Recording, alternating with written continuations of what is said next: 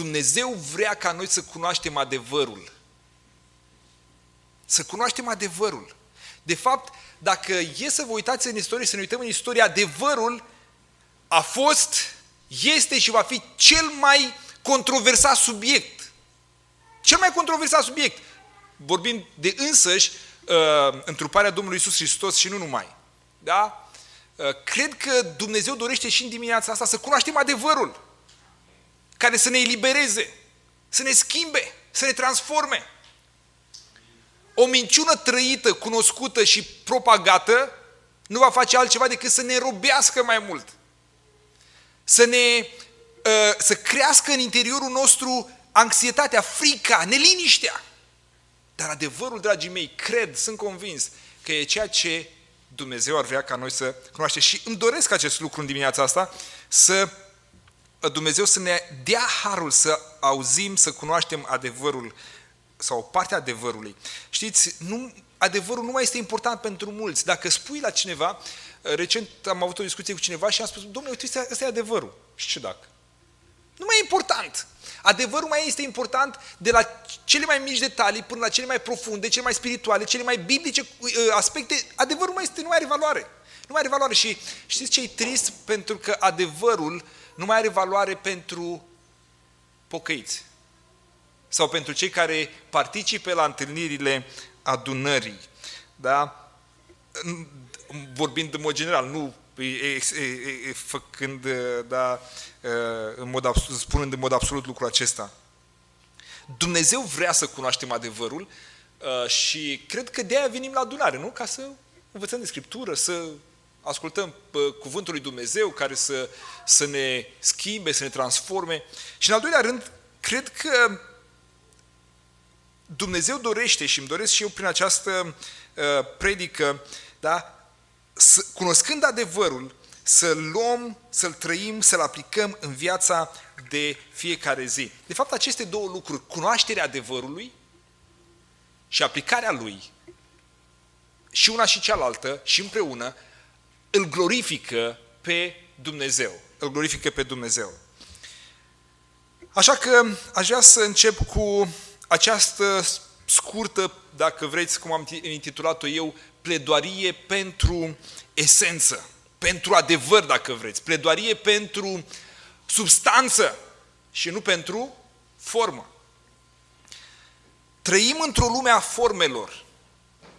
Trăim într-o lume în care forma e atât de importantă încât esența nu mai contează. Da? Uitați-vă dumneavoastră, mergeți într-un supermarket pe raionul de alimente și luați acolo la întâmplare un lucru și care să arate frumos, arată extraordinar și care ne determină să luăm de acolo, însă dacă e să citim toate tot ce scrie pe ingredientele de acolo și mergem pe internet sau întrebăm pe cineva care cunoaște și întreb, domnule, ce conține, ce să stea, toate lucrurile chimice de acolo, îți dai seama că de fapt frumusețea ambalajului nu chiar coincide cu faptul că acel lucru e sănătos sau nu. Nu contează.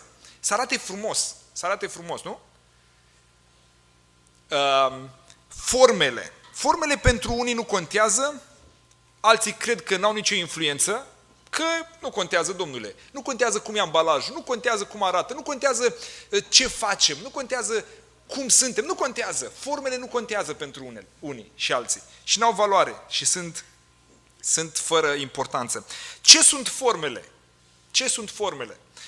Sunt expresii, dacă vreți, vizuale, auditive sau emoționale a unor, dacă vreți așa, învățături, unor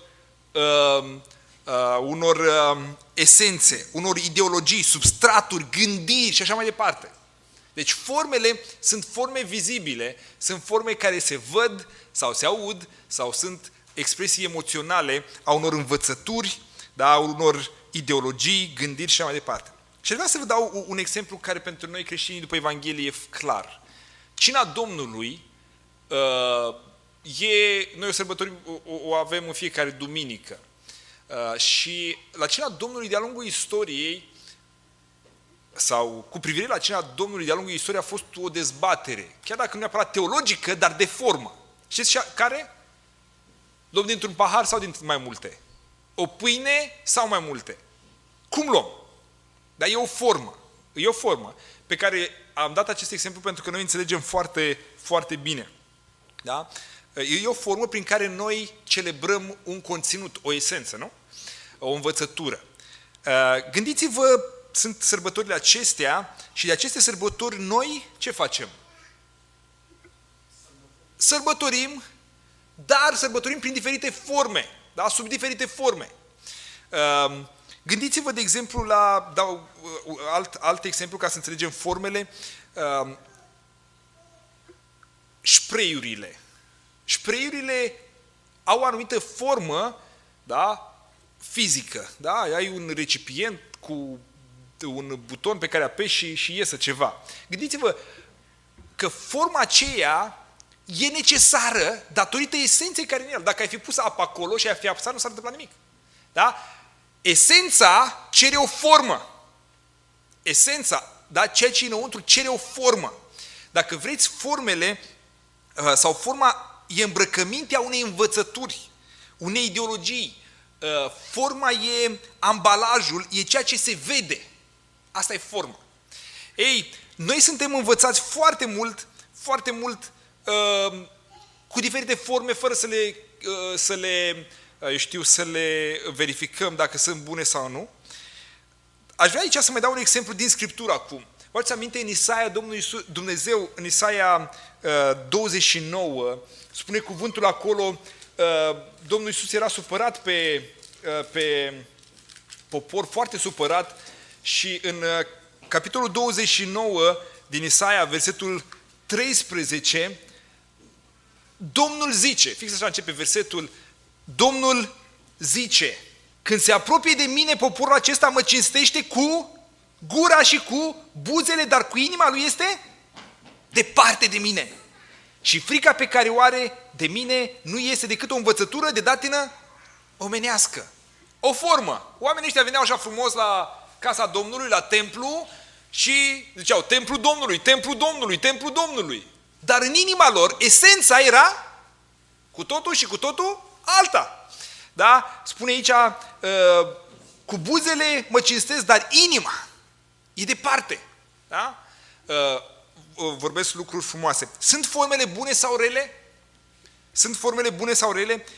Cum ne dăm seama dacă o formă este bună sau rea? Dacă formele din viața noastră personală, din viața familiei noastre, din viața adunării noastre, din viața, comunității noastre sunt bune sau nu? Cum ne dăm seama dacă aceste forme sunt bune sau nu? Câteva întrebări pe care să le punem ne-ar ajuta să ne dăm seama de acest lucru. Cunoscând învățătura biblică, sau întrebându-ne, cunosc eu învățătura biblică cu privire la forma aceasta? Ce cred eu despre forma aceasta? De unde vine această credință, această încredințare?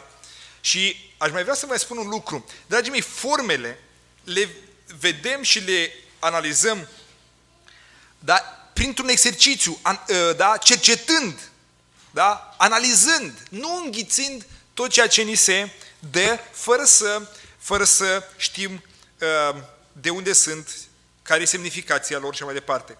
Apoi ne putem întreba de ce facem ceea ce facem? De ce facem ceea ce facem? Care este esența lucrului pe care îl fac sau substratul, învățătura acestui lucru? Care sunt învățăturile care determină această formă? Îl glorifică forma aceasta pe Dumnezeu? Cunoaștem într-adevăr semnificația acestei forme? Mă tem că mulți dintre noi avem anumite forme în viața noastră individuală, în viața familiei noastre, chiar și în comunitatea adunării. Avem diferite forme a căror semnificație nu înțelegem. Da? Nu înțelegem. Și vreau să fac aici o observație foarte clară. Nu există forme amorale, ascripturale sau abiblice, da? Neutre. Nu există forme amorale, abiblice, aspirituale. neutre pentru noi copiii lui Dumnezeu. Nu există. Da? Pentru noi ori totul e curat, ori totul e murdar.